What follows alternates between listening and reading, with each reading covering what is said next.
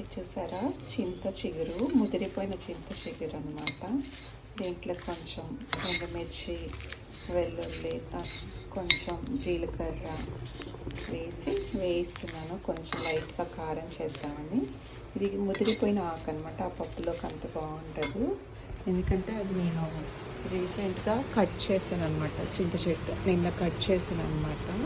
ఎందుకంటే వర్షాలు బాగా పడుతున్నాయి కదా, చిగురు వస్తుందని. ఏంటి చింత చిగురుతో కూడా కారం చేసుకుంటారా అనుకుంటున్నారా? చేసుకోవచ్చండి.